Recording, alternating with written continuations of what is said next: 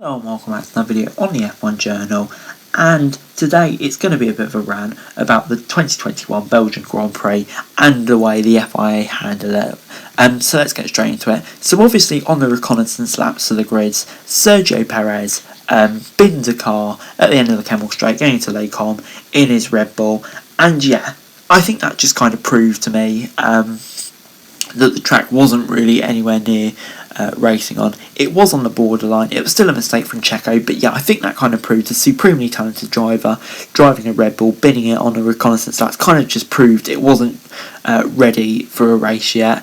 And yeah, I think probably from that point, maybe about 10-15 minutes from the start, the FIA should have called it off. But yeah, Crofty was doing his opening intros and the FIA still hadn't called it off. And they only announced it about 2 minutes before it was supposed to go off, a delayed start, which I just found crazy, to be honest. I know you want to leave it as long as possible, but yeah, it was obvious for a long time, all very last minute, and I thought that was just really poorly handled. But anyway, they kept on going at 25 minutes past when the rain hadn't really eased off, so I didn't know what they were expecting. They let the race resume, and obviously everything we expected happened. The drivers couldn't see a thing or anything, so obviously they all peeled back into the pits, and it took ages, and then it was just pure confusion. You had the Mercedes pit wall, Red Bull pit wall, McLaren pit wall, Ferrari pit wall, all asking what the hell was going on, which I think just sums up the communication from Michael Massey today. Just really poor. Was there a clock going? How many laps have we had? It seemed like we had no laps, and then suddenly we only had 39 laps left. God knows where they got that number from. It was just really bizarre. And then you had the whole Sergio Perez situation. Massey seemed to say flat out no, he can't rejoin the race, and it's almost like Jonathan Wheatley of Red Bull was in charge of the FIA, and suddenly Perez could be allowed to race because he asked him to, and he's saying there was no outside obstructions. But yeah, it kind of just seems rubbish, because how did the car get from Les Combes all the way back down to the garage? Because the Red Bull crew certainly didn't carry it there. Just stinks of incompetence, really. And then of course suddenly we find out there's a timer going, which no one knew about for an hour, and yeah, really it just summed up the incompetence. And all of a sudden it seemed like F1, it was getting later and later in the day. Suddenly it stopped at 1 hour. Why wasn't that stopped like 2 hours earlier to give us the best chance of getting some racing in? Why was it stopped so late?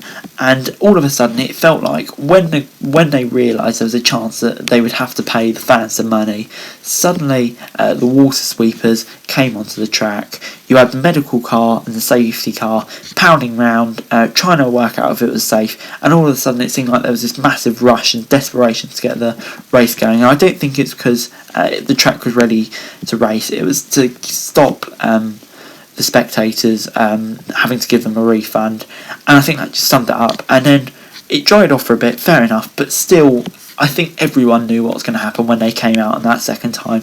It was nowhere near ready for slicks, and then the time they spent dilly-dallying around, it started heavy downfall again. So what do? We go out on the track, and wow, it's been raining heavy rain for like 2-3 hours, and all of a sudden the rain is much worse. Who'd have thought? Yeah, just sheer incompetence. And then we go the 2 laps to get points, half points for the race, and the crowd don't have to be refunded, and all of a sudden they go pull into the pits, and Michael Massey says this isn't really a decision based on money. I'm sorry, Michael, but it does reek of it. It does totally reek of it. Do you really think you had the driver's safety in mind? Because I don't. I don't see a way how you can think it was the track was unsafe then, and say it was totally safe then. It just makes no sense. So yeah, that was obviously a money charge decision. I know, lying to us. And then the whole confusion, and it turned out once everyone had worked it all out, there was only 1 racing lap, and they were giving points, even though the rules clearly state you need 2. So Max Verstappen's got half points and a 5-point benefit over Lewis Hamilton. Williams have all but secured 8th place, all because they followed Brown with a safety car. Now, don't get me wrong, they do deserve it after Saturday, but points aren't given on the Saturday. Points are supposed to be given on the Sunday. and it just doesn't sit right with me. Like, that 5 points in the World Championship battle, with how close it is, could be so crucial. And we could say, how did Max Verstappen earn it at the Belgian Grand Prix? Well, yeah, he qualified at pole, but in a wet race, anything could have happened, and he ended up getting it